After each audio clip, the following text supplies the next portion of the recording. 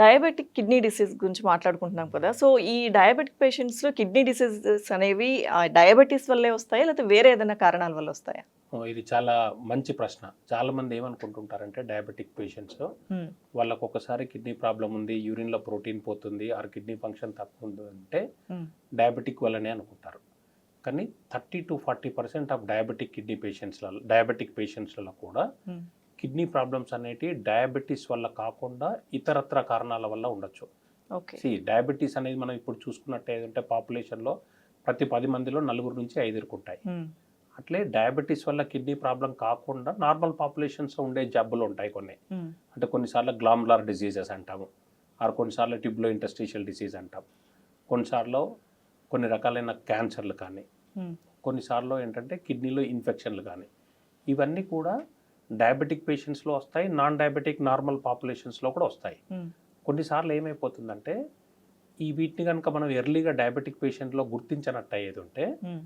మనం diabetic nephropathy అనే దానికి సెపరేట్ ట్రీట్మెంట్ ఉంటుంది. నాన్ డయాబెటిక్ కిడ్నీ డిసీజ్ ఉన్నప్పుడు కూడా కంప్లీట్లీ ట్రీట్మెంట్ అనేది డిఫరెంట్‌గా ఉంటుంది. ఓకే. సో, అందుకని ప్రతిసారి డయాబెటిక్ పేషెంట్లు అందరూ కూడా యూరిన్‌లో ప్రోటీన్ పోతుంది, ఆర్ కిడ్నీ ఫంక్షన్ తక్కువగా ఉంది అనుకుంటే డయాబెటిక్ కిడ్నీ డిసీజ్ అని అనుకోవడానికి వీల్లేదు. హుహు. 30-40% మందిలో డయాబెటిస్ వల్ల కాకుండా ఇతరత్ర డిసీజెస్ వల్ల కూడా హ్మ్. కిడ్నీ ప్రాబ్లమ్స్ వచ్చే అవకాశాలు ఉంటాయి.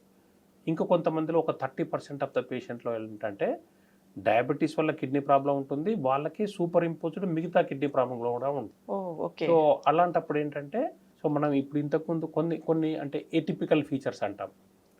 ఎవరికైతే డయాబెటిస్ వల్ల మనకు కిడ్నీ కిడ్నీ ఎఫెక్ట్ అయిపోయిందనుకోండి, వాళ్ళకి 98% ఆఫ్ ద టైమ్స్‌లో సైమల్టేనియస్‌గా ఐస్ కూడా ఎఫెక్ట్ అవుతాయి. దాన్ని డయాబెటిక్ రెటినోపతి అంటాం. ఓకే. సపోజ్ ఇప్పుడు డయాబెటిక్ పేషెంట్స్‌కి యూరిన్‌లో ప్రోటీన్ పోతుంది. హ్మ్. ఆర్ కిడ్నీ ఫంక్షన్ తగ్గుంది. బట్ డయాబెటిక్ రెటినోపతి లేదనుకోండి, హ్మ్. వాళ్ళకు నాన్ డయాబెటిక్ కిడ్నీ డిసీజ్ ఉండే అవకాశాలు ఎక్కువ. హుహు.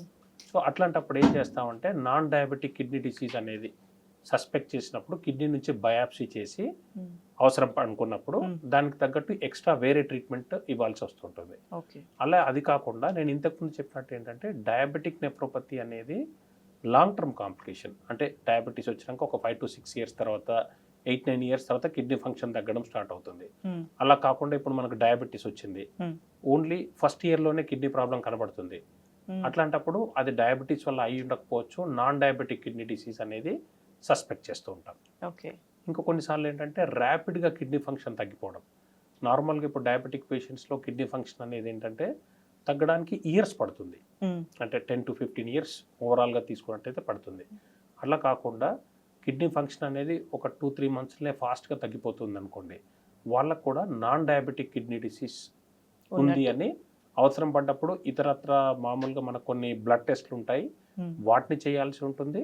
అలాగే అవసరం పడ్డప్పుడు కిడ్నీ బయాప్సీ చేయాల్సి ఉంటుంది. ఈ రెండిటిని డిఫరెన్షియేట్ చేయడం అనేది చాలా ఇంపార్టెంట్. హ్మ్. బేసికల్లీ డయాబెటిక్ కిడ్నీ డిసీజ్ అంటే ఏంటంటే ఓన్లీ సపోర్టివ్ ట్రీట్మెంట్ ఉంటుంది. డయాబెటిక్ కంట్రోల్ చేస్తాము, బ్లడ్ ప్రెషర్ కంట్రోల్ చేస్తాము, ప్రోటీన్ పోకుండా మెడికేషన్ ఇస్తాము. హ్మ్. అలా కాకుండా ఈ 30% మందిలో ఏంటంటే ఆ డిసీజ్‌ని గనుక ఐడెంటిఫై చేసినట్టయితుంటే, ఆ డిసీజ్‌కి ట్రీట్మెంట్ ఇచ్చినట్టయితుంటే కంప్లీట్‌లీ నార్మల్ అయిపోతారు. సో, డయాబెటిస్ ఉన్న ప్రతి ఒక్కరు కూడా డయాబెటిక్ కిడ్నీ డిసీజ్ అనుకోకుండా హ్మ్. నాన్ డయాబెటిక్ కిడ్నీ డిసీజ్ ఉండే అవకాశాలు ఉందా అనేది జాగ్రత్తగా చూసుకోవాల్సి ఉంటుంది. ఓకే.